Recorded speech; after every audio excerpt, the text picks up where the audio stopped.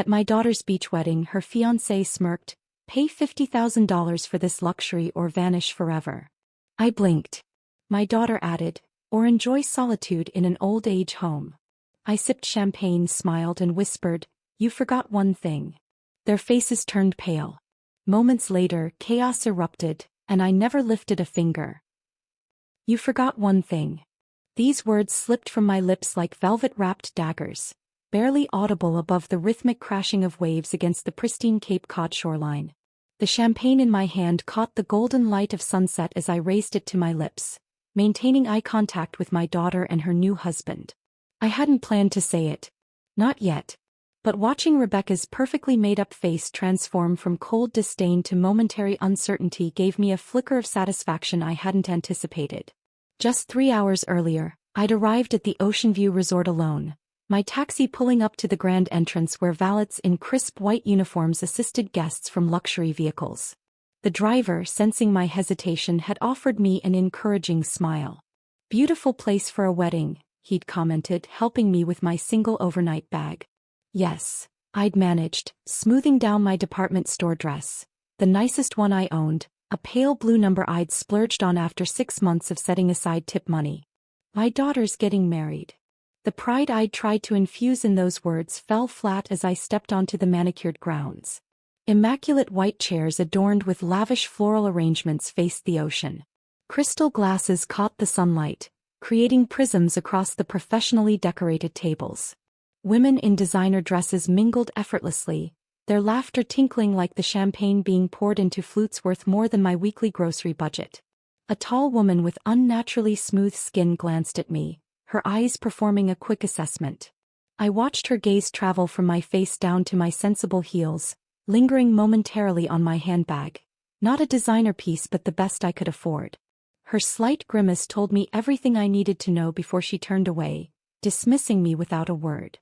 I clutched my invitation tighter, scanning the crowd for my daughter. Rebecca had insisted I arrive early to help with last-minute details, yet no one seemed to be expecting me. After 15 minutes of awkward wandering, I spotted her in a white silk robe, surrounded by bridesmaids in a secluded area of the garden. "Mom, you're late," she said instead of hello, barely looking up from her phone. Her voice carried the slight edge it had developed sometime during her junior year of college.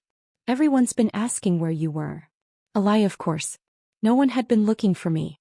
"The ceremony starts in 2 hours, she continued, finally meeting my eyes. "Your dress is fine. Just try not to embarrass us today, okay?" The words stung more than they should have. After all, this wasn't new territory. I nodded, forcing a smile as she instructed a wedding coordinator to show my mother to her seat. "For the ceremony?" I asked, confused. "For the reception," Rebecca clarified with a sigh that suggested I was being particularly slow. "You're at table 19. It's in the back corner, away from where we'll be taking family photos." The coordinator, a young woman with kind eyes, gave me a sympathetic glance as she led me away. "Would you like something to drink while you wait, Mrs. Foster?" "Grace," I corrected automatically. "And yes, maybe some water." 2 hours later, I watched my beautiful daughter walk down the aisle toward David Harrington, scion of a Boston real estate empire. Rebecca was radiant in a designer gown that had cost more than 3 months of my rent. I'd offered to help pay for her dress, but she'd laughed, saying, "Mom, you couldn't afford the veil, let alone the gown." During the ceremony, I sat alone in the second-to-last row, surrounded by distant acquaintances and work colleagues who chatted among themselves, not bothering to introduce themselves to the mother of the bride. I didn't cry when they exchanged vows. Something had hardened inside me months ago, calcifying with each small rejection. The cocktail hour was in full swing when David approached me, 2 champagne flutes in hand. At first, I felt a flicker of hope, perhaps a gesture of family connection. "Grace," he said with that practiced smile that never reached his eyes. "Enjoying yourself?" "It's a beautiful wedding," I answered carefully, accepting the champagne. "You and Rebecca must be very happy." "We are," he agreed, glancing around to ensure no one was within earshot. "Though there's still the matter of your contribution to discuss." I froze, the flute halfway to my lips. "My contribution?" "Yes," David continued smoothly, his voice maintaining that charming cadence he used with everyone. "Rebecca mentioned you'd be helping with the final wedding costs. $50,000 should cover it. The champagne suddenly tasted bitter. $50,000? David, I don't have that kind of money. His smile never faltered, but something cold entered his eyes. Grace, let's be honest. We've accommodated your situation as best we could. But appearances matter in our circles. Rebecca's embarrassed enough by your background. The least you could do is compensate for the inconvenience. Inconvenience? I repeated, stunned by his audacity. There you two are. Rebecca appeared at David's side, her wedding dress catching the sunset's glow. She looked like a princess from a fairy tale, one who had forgotten her humble beginnings. Mom, has David talked to you about our arrangement? He mentioned something about $50,000, I said quietly. Rebecca's smile remained fixed, her voice dropping to a whisper. It's not much considering what we've done for you. We invited you despite David's parents' reservations. We gave you a seat at the reception. If you can't contribute financially, perhaps it's best we go our separate ways. What are you saying? I asked, although I already knew. I'm saying there's a lovely retirement community in Arizona where you wouldn't bother anyone, she replied coolly. Your choice. Pay for the luxury of being in our lives or vanish forever. It's really quite simple. I looked between them, my daughter and her new husband, standing before me like royalty addressing a peasant. 18 years of sacrifice, 3 jobs at once to put her through college, my retirement fund poured into her boutique. All forgotten. Something settled inside me then. A calm certainty. I sipped my champagne slowly, letting the moments stretch. Then I looked directly into their confident faces and whispered, "You forgot one thing." The flash of fear that crossed their expressions was unmistakable. They hadn't expected defiance. "Excuse me," I said, rising gracefully. "I need to powder my nose." As I walked away, I could feel their eyes boring into my back. They had no idea what was coming, what I had been preparing for months. The chaos that would erupt would be entirely of their making. And I wouldn't have to lift a finger. As I walked away from Rebecca and David, my heels clicking against the polished stone path leading to the resort's main building, memories flooded through me, not of my daughter's wedding day, but of another night 18 years ago when I made the most important decision of my life. Rain had pounded against the windows of our small Boston apartment as I pressed my trembling fingers against my swollen cheek. Tom had finally fallen asleep after his latest rage, his snores echoing through our 2-bedroom unit like distant thunder. 4-year-old Rebecca had witnessed it all from the hallway, her stuffed rabbit clutched to her chest, tears streaming silently down her face. She'd already learned that making noise during Daddy's bad times only made things worse. That was the moment everything changed. Not because it was the worst beating, it wasn't, but because of the look in my daughter's eyes. Understanding. Recognition. The beginning awareness that this was what love looked like. I moved with terrified precision that night, packing only essentials into a single duffel bag. Rebecca's favorite clothes, her rabbit, our passports, and the emergency cash I'd been hiding inside a hollowed-out copy of Pride and Prejudice for months. $237. All I had managed to squirrel away from grocery money and the meager allowance Tom permitted me. When I lifted a sleeping Rebecca from her bed, her tiny arms instinctively wrapped around my neck. "Are we going on an adventure, Mommy?" she'd whispered. "Yes, baby," I'd answered, my voice steady despite the fear coursing through me. "The biggest adventure." We disappeared into the rainy night, boarding the last bus to Dorchester where my former high school friend Maggie had promised we could stay until I figured something out. 2 weeks later I found the apartment, if you could call it that. A single bedroom with a kitchenette and bathrooms so small you could brush your teeth while sitting on the toilet. The building smelled perpetually of cabbage and cigarette smoke, but the landlord didn't ask questions when I paid 3 months' rent in advance with my first paychecks. The pull-out couch in the living area became my bed for the next 7 years. Each night I would unfold it after tucking Rebecca into the bedroom, my back protesting after 10-hour shifts at Sonny's Diner where I served breakfast and lunch. After a quick shower and meal, I'd change into my professional clothes, a navy skirt and white blouse I found at Goodwill, and head to Dr. Miller's dental practice where I answered phones until 9. But between those exhausting hours were golden moments that made every sacrifice worthwhile. I still remember Rebecca's face the first time she read a complete sentence from the second-hand books I'd bring home. The cat sat on the mat. "I did it, Mommy. I read it all by myself," she'd exclaimed, her eyes widening with pride and wonder. You're the smartest girl in the world, I'd told her, meaning every word.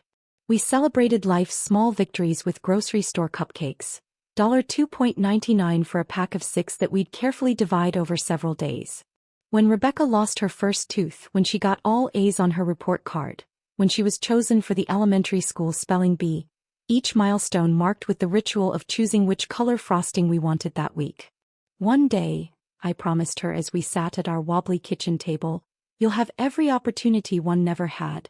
You'll go to college, you'll wear beautiful clothes, you'll never worry about having enough. Will you be there too, Mommy? She'd asked, blue frosting smeared across her upper lip. Always, I'd promised. I kept that promise through middle school and high school, through Rebecca's awkward phases and triumphs. I started putting aside money for college when she was 10, opening a dedicated savings account where I deposited whatever I could. Sometimes just $5 a week, sometimes more when I picked up extra shifts during holidays. The day the acceptance letter from Boston University arrived, Rebecca danced around our small apartment, the prestigious letterhead clutched in her hands. I got in, Mom. I really got in. That night, after she'd fallen asleep, I cried for the first time in years. Tears of pure pride mixed with panic about the tuition costs that her partial scholarship wouldn't cover. By morning, I had a plan. In addition to the diner and dental office, I took on weekend inventory work at a local department store and started cleaning houses for wealthy families in Back Bay twice weekly. My schedule became a blur of uniforms, bus routes, and quick naps between shifts. On weekends when Rebecca would visit from her dorm, I'd hide the bone-deep exhaustion behind bright smiles and freshly dyed hair to cover the increasing gray. Mom, you look great, she'd say, and I'd feel a surge of relief that she couldn't see the truth. That some nights I was so tired I'd fall asleep still wearing my shoes. The change was gradual, almost imperceptible at first. During her freshman and sophomore years, Rebecca would bring her laundry home on weekends, and we'd talk for hours about her classes, her new friends, her dreams for the future. She'd proudly introduce me to her roommates when they occasionally accompanied her, describing my multiple jobs with admiration. My mom works harder than anyone I know. But something shifted during her junior year. She started coming home less frequently. When she did visit, she'd often be on her phone, texting friends or checking social media. The first time she seemed embarrassed by me was when her new friend Alyssa, a girl from a wealthy Connecticut family, came to our apartment. "This is cozy," Alyssa had commented, her eyes taking in our mismatched furniture and the damp spot on the ceiling that the landlord had promised to fix for months.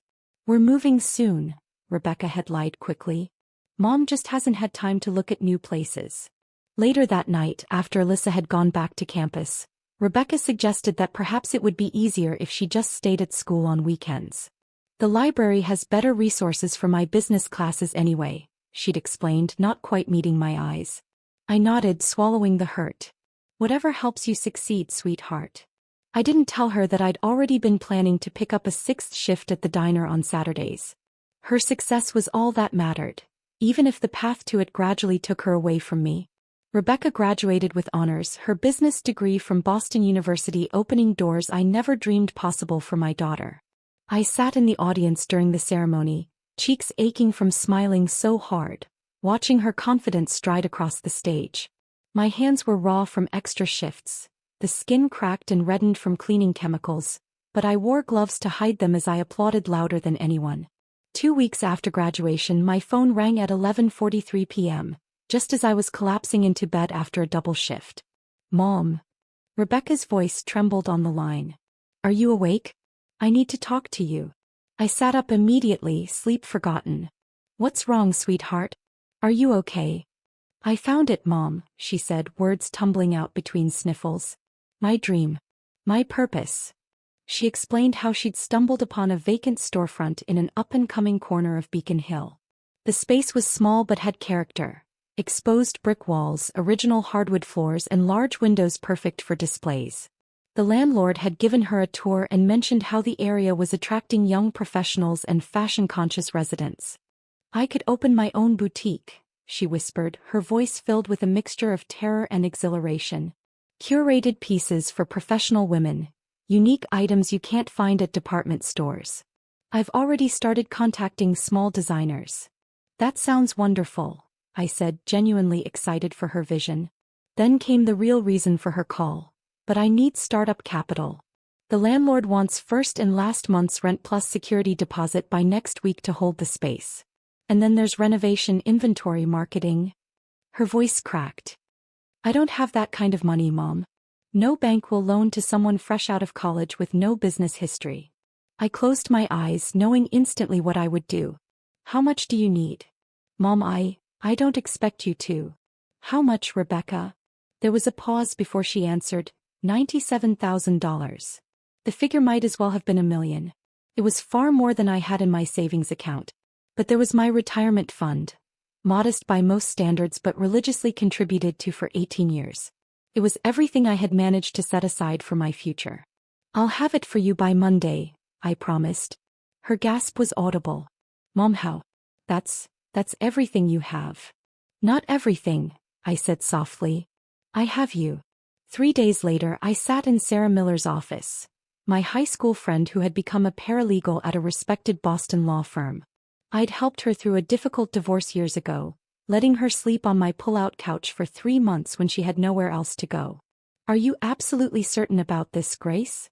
Sarah asked, pushing her glasses up on her nose as she reviewed the paperwork for liquidating my retirement account. This is every penny you've saved. I'm certain, I replied.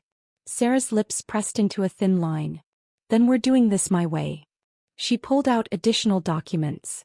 I'm drawing up partnership papers. You'll maintain 51% silent ownership.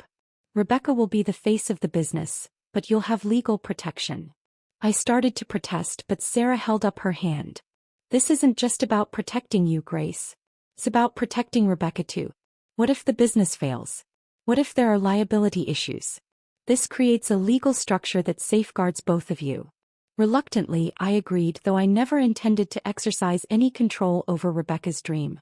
When we presented the paperwork to her, she signed without fully reading it, too excited about securing the storefront to pay much attention to legal details.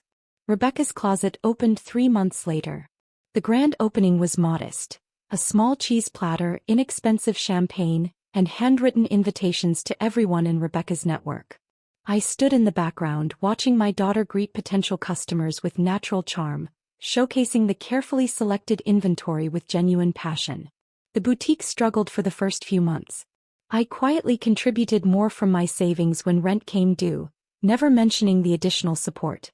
Rebecca worked 14-hour days, designing window displays late into the night, negotiating with vendors and building relationships with customers one sale at a time. Then came the miracle. Alyssa, Rebecca's college friend, the one who had found our apartment cozy, had become something of a social media lifestyle influencer. She visited the store one afternoon, tried on a striking blue dress Rebecca had sourced from an unknown Brooklyn designer, and posted a photo to her Instagram account. By morning, the post had gone viral in Boston social circles. By afternoon, there was a line outside the boutique. By the end of the week, Rebecca had sold through nearly all her inventory and was frantically calling suppliers for rush orders. Rebecca's closet became the fashion destination for Boston's young professionals. Local magazines featured it in their hidden gems sections. More social media influencers came, posted, and spread the word. Within 6 months, Rebecca was looking to expand into the vacant space next door. I watched it all unfold with overwhelming pride. My daughter, my brilliant, hardworking daughter, was succeeding beyond anything I had imagined when I fled with her in the night all those years ago. I deliberately stayed away during business hours, only visiting after closing to help with restocking or accounting. Rebecca never asked me to stay away. It was my choice, understanding instinctively that her sophisticated clientele might see my presence, with my discount store clothes and work-worn hands, as inconsistent with the boutique's upscale image. You should come by during the day sometime, Rebecca said occasionally, but her tone lacked conviction. Your world now, not mine, I'd respond lightly. I'm happy just seeing the results. The first real sting came unexpectedly about a year after opening. I had stopped by earlier than usual one evening, planning to surprise Rebecca with dinner after a particularly successful week. The boutique was still open, customers browsing the new fall collection. I slipped in quietly, standing near a circular rack of cashmere sweaters. A well-dressed woman was chatting with Rebecca near the register, admiring the store's aesthetics. You've created something special here, the woman commented. How did you manage to build such a perfect boutique right out of college? I smiled, waiting to hear Rebecca acknowledge the partnership, the support, the years of sacrifice that had made her dream possible. Instead, my daughter tossed her hair back confidently and replied, I built this business from nothing. Just hard work, determination, and a clear vision. Nobody handed me anything. I made it happen through pure grit. The words hit me like physical blows. Nobody handed me anything. I built this from nothing. In that moment, standing among expensive clothes purchased with my retirement fund, I became invisible in my daughter's narrative, erased completely from her success story. The boutique that had been intended as the culmination of our journey together had become hers alone. I backed away silently, dinner plans forgotten, and slipped out the door before Rebecca could see me. Outside, leaning against the brick wall of the building, I took deep breaths of the cool evening air, trying to rationalize away the hurt. This was what I had wanted, wasn't it? For Rebecca to stand on her own, confident and successful? But as I walked home alone that night, something fundamental shifted in my understanding of our relationship. It wasn't just that she had claimed sole credit for the boutique success. It was that she truly believed it. After discovering Rebecca's revisionist history of her success, I maintained my distance from the boutique operations, protecting myself from further disappointment while still quietly ensuring the business thrived. 4 months, I reviewed the financial statements Sarah forwarded me, attended to paperwork and processed invoices from behind the scenes, becoming a ghost in my daughter's success story. Then came the invitation, a rare occurrence that caught me off guard. Mom, the Boston Chamber of Commerce is hosting their annual Small Business Networking Gala next Thursday, Rebecca announced during one of our increasingly infrequent dinners together. I'm being recognized as one of their entrepreneurs under 30, and I need a +1. Would you come with me? Surprise must have registered on my face because Rebecca quickly added, the other option is Alyssa, but she's been to the last 3 events with me and people are starting to think we're a couple. She laughed lightly. I'd love to come, I said, trying to mask my eagerness. Perhaps this was Rebecca's way of rebuilding our connection. The night of the gala, I splurged on a hair appointment and wore my best outfit, a navy blue dress from Nordstrom Rack that I'd purchased on clearance but looked considerably more expensive. When Rebecca picked me up, she gave me an appraising look. You look nice, Mom, she said with mild surprise. Very appropriate. At the event held in an elegant hotel ballroom downtown, Rebecca transformed into someone I barely recognized, confident, charming, working the room with practiced ease. I stayed close enough to appear together but far enough away to let her shine, sipping sparkling water and smiling at strangers who glanced my way. During her brief acceptance speech, Rebecca again omitted any mention of my involvement in her business journey. I'd expected it this time, so the sting was duller, more a familiar ache than a fresh wound. Impressive young woman, came a deep voice beside me as Rebecca concluded her remarks to enthusiastic applause. I turned to find a strikingly handsome man in his early 30s watching my daughter with open interest. His tailored suit spoke of wealth, but it was the confident set of his shoulders and the calculating intelligence in his eyes that commanded attention. Thank you, I replied. She's my daughter. Something flickered across his features. Reassessment, perhaps surprise. David Harrington, he said, extending his hand. Harrington Development Group. The name was familiar. One of Boston's old money real estate families whose buildings dotted the city skyline. Grace Foster, I responded, shaking his hand. His eyes performed a quick, subtle inventory, taking in my dress, my shoes, my lack of expensive jewelry before he asked, "And what do you do, Miss Foster?" "I'm in the service industry," I answered vaguely, having learned that people responded better to ambiguity than the truth of my multiple working-class jobs. "Mom." Rebecca appeared suddenly at my side, slightly breathless with excitement. "I've been looking everywhere for you." Her attention immediately shifted to David, and I witnessed the instantaneous chemistry between them, like watching a match strike against phosphorus. David Harrington. He introduced himself, his entire demeanor shifting to something more animated and engaging than the polite interest he'd shown me. "Rebecca Foster," my daughter replied, extending her hand with a graceful flourish. "Rebecca's closet." "The woman of the hour," David smiled, holding her hand a moment longer than necessary. "I was just telling your mother how impressive your accomplishments are." Rebecca beamed, and in that moment I became invisible again. A prop in their meeting story rather than an active participant. I watched as David smoothly maneuvered the conversation away from me, asking Rebecca detailed questions about her business model, her expansion plans, her vision for the future. Within 20 minutes he had secured her phone number and extracted a promise to tour her boutique personally the following week. Within 3 days they were on their first date. Within 2 weeks they were inseparable. The whirlwind romance progressed with dizzying speed. Rebecca's calls to me, already infrequent, became even rarer. Our occasional dinners were cancelled or rescheduled to accommodate David's spontaneous plans. When we did meet, David dominated the conversation, speaking extensively about his real estate projects, family connections, and future ambitions. His interest in me extended only to cursory questions that inevitably circled back to potential advantages for him. Your friend is a paralegal, you mentioned? At which firm? Do they handle commercial real estate transactions? I began to notice troubling patterns. David constantly showcased Rebecca to his social circle but kept her separate from his family. He lavished her with expensive gifts, designer handbags, a platinum watch, creating debts of gratitude she could never truly repay. He'd drop casual criticisms disguised as helpful suggestions. That inventory system you're using is so outdated, sweetie. Let me show you how real businesses operate. Every attempt I made to discuss these concerns with Rebecca was deflected. He's just trying to help me succeed, Mom, she'd say defensively. David comes from a whole different world. He's teaching me how things work at that level. And what about his family? I asked once. Have you met them yet? A flicker of discomfort crossed her face. They travel a lot. I'm sure I'll meet them when the time is right. 4 months into their relationship, I learned of their engagement through a Facebook status update. No phone call. No advance notice. Just a perfectly staged photo of Rebecca's hand sporting a diamond ring that must have cost more than my yearly income, captioned, I said yes to forever with my soulmate. #future Mrs. Harrington. I stared at the image for a full minute before calling her, my hands shaking. Were you going to tell me? I asked when she answered. Oh. Mom, yes, I was going to call you tonight, Rebecca said, her voice high with excitement.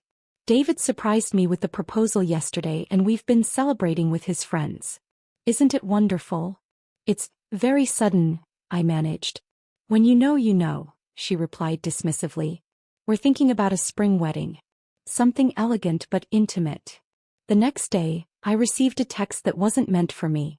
Your mom can't be seated with my family at dinner. My parents would be mortified. We'll put her at the back table with the vendor staff. My heart froze. The text was from David, clearly intended for Rebecca. I waited for her response, for her defense of me. None came. Instead, 7 minutes later, my phone chimed with a message clearly meant to distract me. Mom, can you believe the wedding planner wants to charge us extra for rose gold flatware? This planning is so stressful. I replied with non-committal support, the betrayal sitting like ice in my stomach. 2 weeks later, after numerous unreturned calls, I visited Rebecca's apartment unannounced, worried about her increasingly distant behavior. She wasn't home, but her laptop sat open on the kitchen counter.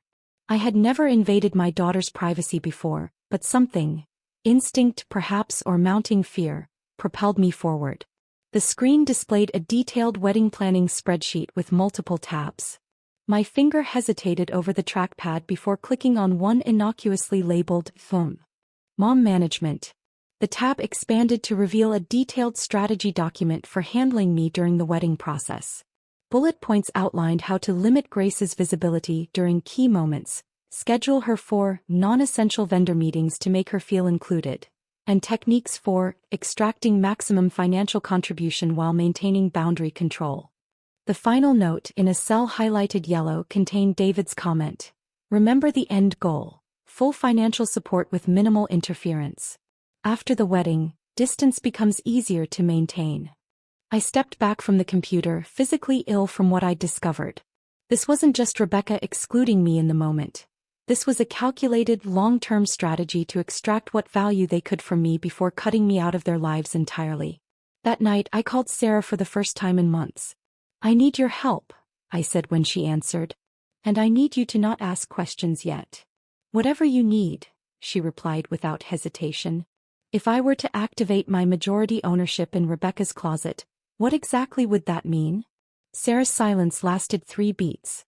It would mean you could initiate a full audit, freeze assets, review all contracts, and potentially assume operational control.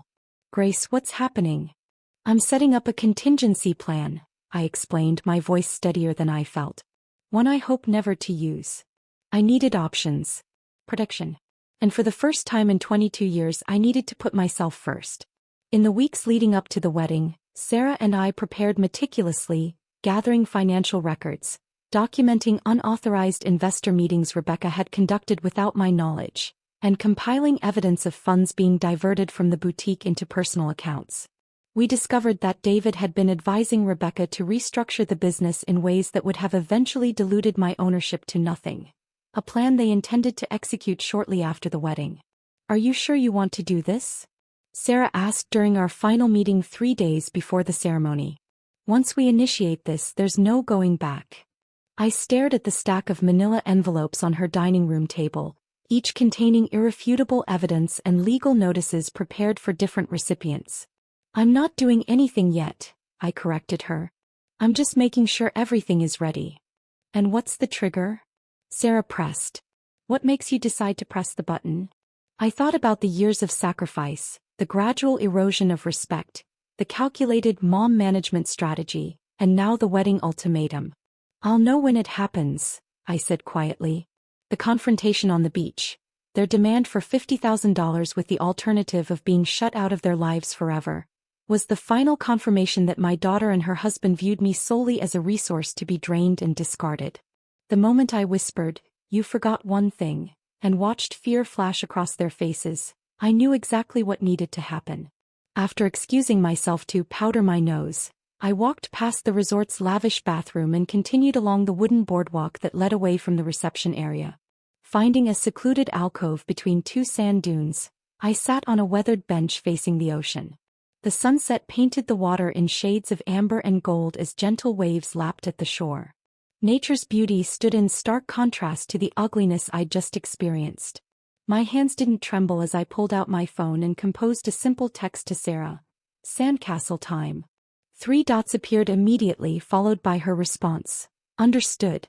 Packages delivering now. Legal team standing by. Are you okay? I will be, I typed back. I remained on that bench for exactly 7 minutes, breathing deeply, saying goodbye to the dream of what my relationship with Rebecca could have been. Then I slipped my phone back into my purse and returned to the reception, taking a circuitous route that allowed me to observe without being immediately seen. The wedding coordinator was the first to approach David's parents at their prominent table near the dance floor. She handed them a sealed envelope with professional courtesy. This was delivered for you, Mr. and Mrs. Harrington. Similar scenes played out across the venue as staff members discreetly delivered identical envelopes to specific guests. All boutique investors David had secretly brought in without my knowledge or consent. I watched as confusion gave way to concern as documents were extracted and examined. David's father was the first to react, his face flushing crimson as he abruptly stood, napkin falling forgotten to the floor. He scanned the room with narrowed eyes before locating his son near the bar and striding purposefully in that direction. Simultaneously, a synchronized symphony of electronic alerts began chiming across the venue, Rebecca's business email address sending automated notifications to everyone connected to the boutique's operations. The messages, crafted by Sarah's legal team, announced an immediate company audit, asset freeze, and suspension of all business activities pending investigation of financial irregularities. I stepped out from my secluded vantage point, moving quietly along the perimeter of the reception. David was now engaged in an intense whispered argument with his father, whose finger jabbed repeatedly at the documents in his hand. Rebecca stood frozen beside them, her perfect makeup unable to conceal her growing panic. When she spotted me, Rebecca broke away, rushing toward me with desperation in her eyes. Mom, what is happening? Everyone's getting these crazy emails about the boutique. Not crazy, I corrected calmly. Accurate. I'm exercising my rights as majority owner.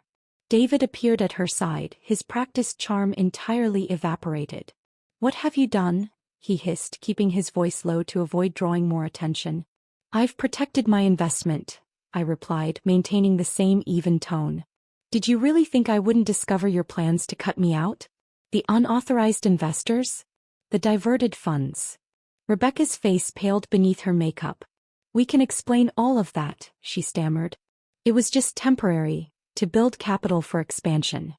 Into David's side project, I finished for her. The South End development that somehow received a $200,000 investment from Rebecca's closet reserves without the majority owner's knowledge or approval. David's eyes darted nervously to where his parents were now speaking with another couple, both holding the damning documents. You have no idea what you've done, he warned. My family has connections you can't imagine. Is that why your father looks ready to disown you right now? I asked, nodding toward the elder Harrington whose gestures had become increasingly agitated. I wonder how he feels about his son using a small boutique as a personal piggy bank for a failed real estate venture. The horror dawning on their faces confirmed what I already knew. They had underestimated me completely. They had seen only what they wanted to see. An aging woman with working-class roots who could be manipulated, used, and discarded. Mom, Rebecca whispered, tears spilling down her cheeks, ruining her carefully applied makeup. You have to fix this. Please. Everything we've worked for will be destroyed. Everything I worked for, I corrected gently. Everything I sacrificed for. Everything I built that you claimed as your sole achievement. Rebecca reached for my arm, her diamond engagement ring catching the light. I'm your daughter. Your only child. You can't do this to me. For a moment my resolve wavered. The maternal instinct to protect, to shield, to sacrifice still powerful after all these years. But then I remembered the mom management spreadsheet, the casual cruelty of their plans, and the ultimatum delivered over champagne flutes. I already did, I said softly. You both showed me exactly who you are and what I'm worth to you. I simply believed you. David's phone began ringing, his father calling from across the room. Rebecca's phone chimed with more email alerts as the legal process initiated by Sarah continued to unfold. Around us, the elegant reception was devolving into clusters of confused guests and urgent conversations. We can offer you more than $50,000, David bargained desperately. Double, triple, whatever you want. I shook my head. This was never about money. As I turned to leave, Rebecca gave one last desperate plea.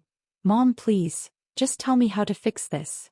I paused, looking back at my daughter in her designer wedding dress that cost more than a year of my mortgage payments. You can't, I said simply. Some things once broken stay broken. I walked away then, moving with unhurried dignity through the chaos unfolding behind me. Staff members stepped aside respectfully, perhaps sensing that I was not to be stopped or questioned. At the edge of the property, I slipped off my uncomfortable heels, carrying them in one hand as I made my way onto the public beach that stretched for miles along the coast. The setting sun painted my path in gold as I walked toward the horizon, each step lighter than the last. For the first time in decades, I was free from the weight of thankless sacrifice, free from the burden of being needed only for what I could provide rather than who I was. 3 miles down the beach, where Sarah waited in her sensible sedan, a new future awaited. One that included plans for a small boutique of my own in a quieter part of town, catering to women who valued substance over status. Not a replacement for what I had lost, but something entirely new. Something just for me. I never looked back at the gleaming resort or the wreckage I had left behind. I had given Rebecca everything I had to give. Now finally it was my turn. If this story of sweet revenge had you on the edge of your seat, smash that like button right now. My favorite part was when Grace whispered, "You forgot one thing" at the beach wedding, knowing her perfectly planned revenge was about to unfold. What was your favorite moment? Drop it in the comments below. Don't miss more thrilling stories like this. Subscribe and hit that notification bell so you never miss an upload.